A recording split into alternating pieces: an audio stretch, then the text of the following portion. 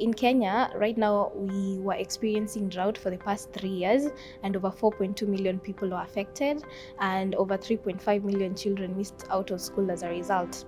We realized in our community that people actually understand what climate change is, but this huge crisis, it seems so huge and people feel like they can't be part of the solution. So climate education leadership was born out of that need to build people's agency, to prompt teachers, leaders, and the community to take action. My name is Esther Gashigi. I'm a Teach for Kenya fellow and I'm a cohort 2 fellow, currently in my last year. What inspired me to apply was my previous role. I was teaching at a high school in a remote area in Kenya, and what really struck me was that we had learners who did not know how to read in high school, and we had others who were not quite proficient, and that really seemed like a huge problem for me. So when I saw Teach for Kenya were recruiting, I thought this is a good opportunity to go to the source of the problem and see what can be done to improve the quality of education. I'm teaching a grade 3 class, and the school is called Kwanjenga Primary.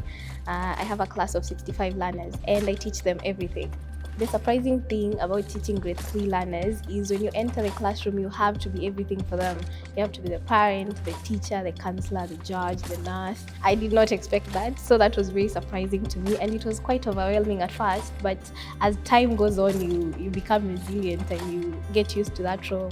In our community, food insecurity and waste management are huge problems. So what the learners were actually able to do is they identified these problems and they came up with a solution of innovative gardening. So we engaged learners where they collected plastic waste, especially plastic bottles. We cleaned them and we actually were able to plant vegetables in them. And also in the school compound, we created innovative gardens from also reused materials. And the vegetables that we grew actually supports the feeding program. So my class eats vegetables every day, and also the teachers get to eat the vegetables that we planted. So it has been a nice initiative. So what we hope to achieve with this initiative is to actually build student agency so that they are able to identify problems in the community and come up with solutions. For example, for the climate crisis, if they take action now, they will learn to live sustainably, and it will definitely lead to sustainable communities in the future. And also what we hope to do with our climate education work is to inspire our Ministry of Education to include climate education in the curriculum, because right now it is not there, and it is so imperative for the learners to learn about climate. For teachers, what we do is we take them through a comprehensive training where they are introduced to examples of how climate education has been incorporated in the classroom through other educators in the network. So they are prompted to incorporate climate education in their classroom. And for learners, they are introduced to climate change concepts and prompted to come up with solutions. For all the action areas that we do in our project, like building capacity and readiness and greening learning, we've been able to collaborate with different partners. At the school, we've collaborated with 2 initiatives, the 4K Club and Adopt a Tree initiative.